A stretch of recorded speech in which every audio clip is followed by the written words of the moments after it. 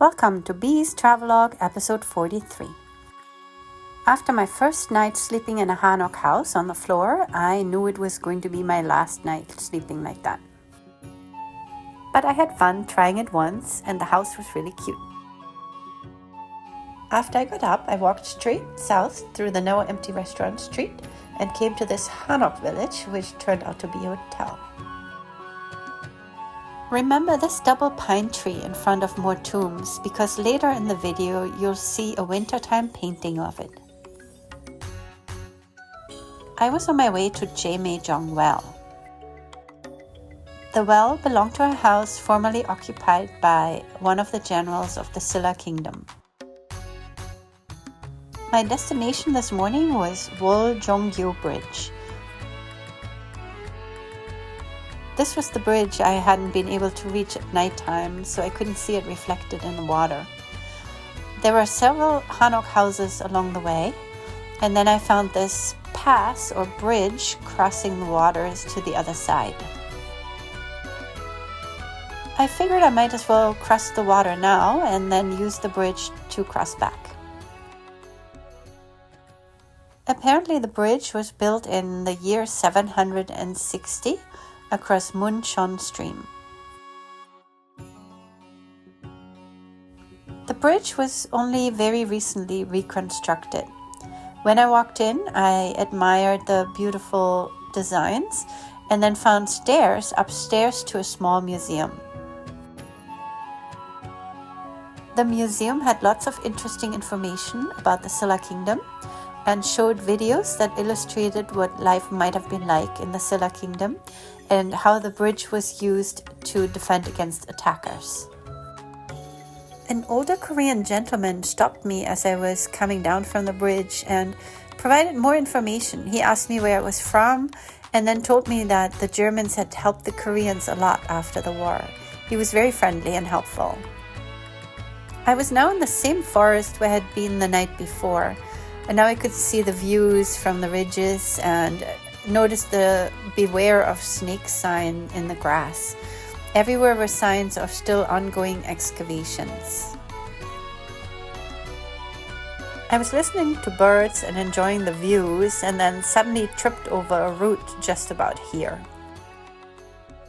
I was on my way to the Gyeongju National Museum. After having seen the fake treasures the day before, I wanted to see the real thing. The museum consisted of several buildings and also had treasures outside, like this bell pavilion. In all the museums in South Korea, I was very impressed with the lighting. In many other museums around the world, I always had trouble taking good pictures because of shadows and glass, and there were all sorts of reflections always in the way. But as you can see here, I never had any problems. Exhibits ranged from Stone Age items to Bronze Age, Iron Age, and then, of course, the Silla treasures. Aside from golden jewelry and adornments, there were drinking horns and everyday items, many of them in gold or bronze. This was the gravesite and the jewelry that was found inside the grave, as well as the pottery. There were also videos showing all sorts of information about the excavations, and what I really liked was seeing the tombs from up high. Since there were so many tombs in Gyeongju, a lot of crowns have been found. 5 of the crowns were found in Gyeongju and 1 just outside. Here now are the original items, not replicas, that were found in the Cheomseongdae grave. I was very impressed by this section and all the jewelry and pottery that was found, but I also liked the other parts of the museum. There were many statues and items around Buddhism. These are not plates, but the round outside ends of temple roofs. This is the smile of Silla and a Korean national treasure. It is special because it was handmade and not stamped like many of the other tiles. Once I'd seen everything in the first building, I went over to the next one, but some of them were under renovation, so it wasn't possible to see all the exhibits. However, the courtyard with the stupas was also famous. And other buildings were open, and I loved again how everything was displayed and how easy it was to take pictures.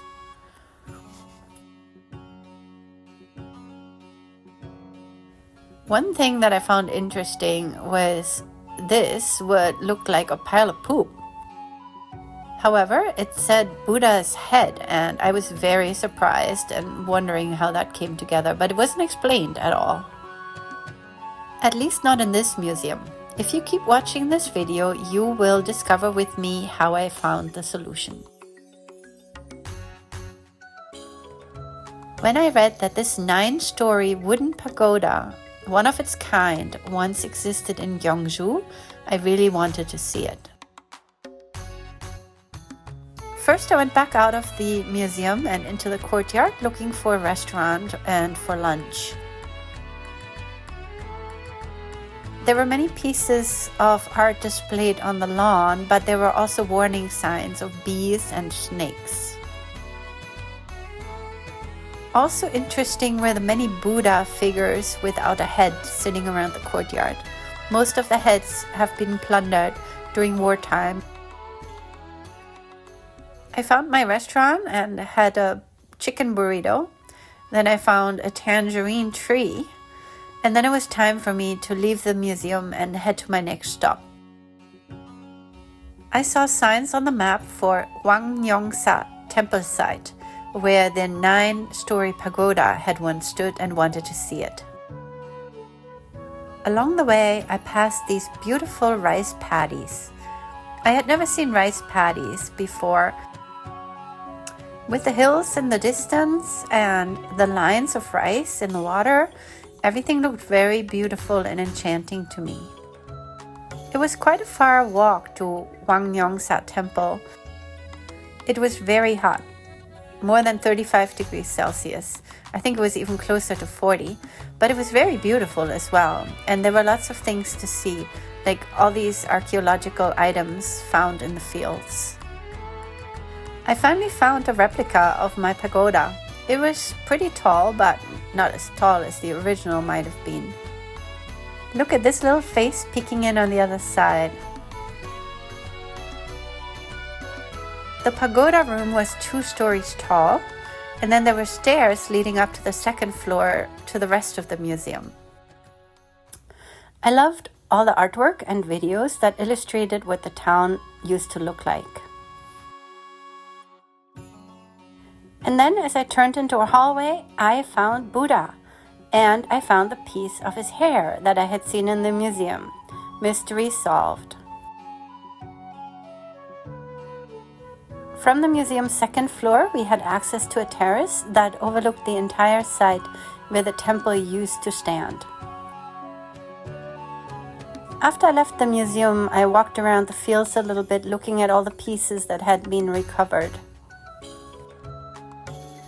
I was thinking how much fun it would be to try to put this puzzle together, but also how frustrating it must be for the archaeologists. I had time before my bus was leaving, so I stopped at Donggung Palace during the daytime. It was so different from the magical atmosphere the night before. Because it was so hot, I'm sure a lot of tourists decided to just stay in their hotels, or maybe many just came for a Saturday outing and didn't go on Sunday.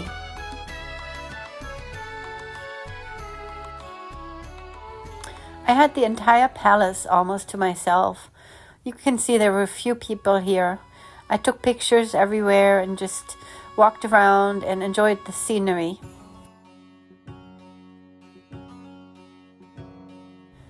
You can look at the design of the pavilion here, and when you look closer at the roof, you can see these round tiles that we had seen at the museum before. There were still reflections in the water, but nothing was as spectacular as it had been during the nighttime. However, it was nice to get a closer look of the pavilions. Before I headed back to my bus, I stopped at the entrance gate and used the restroom, which in Korea, restrooms are always super clean. And this is where I found the painting of the double pine tree next to the double tomb. I got a blue slushie to help me cool down, and then later on I got a second blue slushie just because it was so good and not very expensive. The night before, the same area had been lit up by colorful lights, and now during the daytime I saw all the beautiful colorful flowers.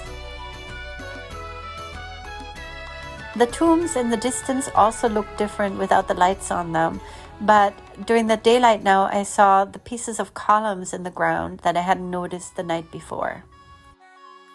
I could have taken the local bus to the bus depot, but it was still early enough for me to walk, and since it was my one and only time in Gyeongju, I wanted to make the most of it and see as much as I could.